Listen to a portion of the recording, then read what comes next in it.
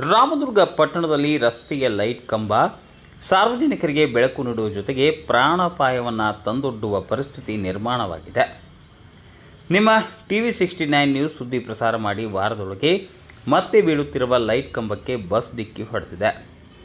ಹೌದು ವೀಕ್ಷಕರೇ, ರಾಮದುರ್ಗ ಪಟ್ಟಣದ ಮುಖ್ಯ ರಸ್ತೆ ಉದ್ದಕ್ಕೂ ಬೆಳಕು ನೀಡಲಿ ಎಂಬ ಆಶಯದಿಂದ ಸರ್ಕಾರವು ಹೈಟೆಕ್ ಲೈಟ್ ಕಂಬವನ್ನು ಅಳವಡಿಸಿದ್ದು, ಕೆಲ ಕಂಬಗಳು ಬೀಳುವ ಸ್ಥಿತಿಯಲ್ಲಿದ್ದರೆ ಇದರ ಬಗ್ಗೆ ಸುದ್ದಿ ಪ್ರಸಾರ ಮಾಡಿದರೂ ಎಚ್ಚೆತ್ತುಕೊಳ್ಳದ ಅಧಿಕಾರಿಗಳು ಇಂದು ಮಧ್ಯಾಹ್ನ ರಾಮದುರ್ಗ ಪಟ್ಟಣದ ಮುಖ್ಯ ರಸ್ತೆಯಲ್ಲಿರುವ ಬೀಳುತ್ತಿರುವ ಕಂಬ, ಅದರಲ್ಲಿ ಲೈಟ್ ಅಂತೂ ಇಲ್ಲವೇ ಇಲ್ಲ, ಕೇವಲ ಕಂಬ ಅಷ್ಟೇ ಉಳಿದರೂ ಬದಲಾಯಿಸಿದ ಪರಿಣಾಮ ಬಸ್ ಡಿಕ್ಕಿ ಹೊಡೆದಿದೆ.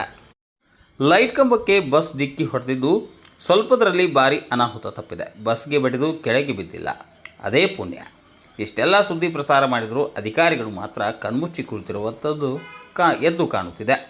ಲೈಟ್ ಕಂಬವು ಬಾಗಿ ಕೆಲವು ದಿನಗಳು ಕಳೆದರೂ ದುರಸ್ತಿಗೆ ಬರೆದ ಪುರಸಭೆ, ತಾಲೂಕು ಆಡಳಿತ ಇನ್ನಾದರೂ ಲೈಟ್ ಕಂಬ ಬೀಳುವ ಮುನ್ನ ತೆರವು ಮಾಡಿ ಯಾವುದೇ ರೀತಿ ಪ್ರಾಣಾಪಾಯ ಆಗದಂತೆ ನೋಡಿಕೊಳ್ತಾರಾ ಎಂಬುದನ್ನು ಕಾದು ನೋಡಬೇಕಾಗಿದೆ.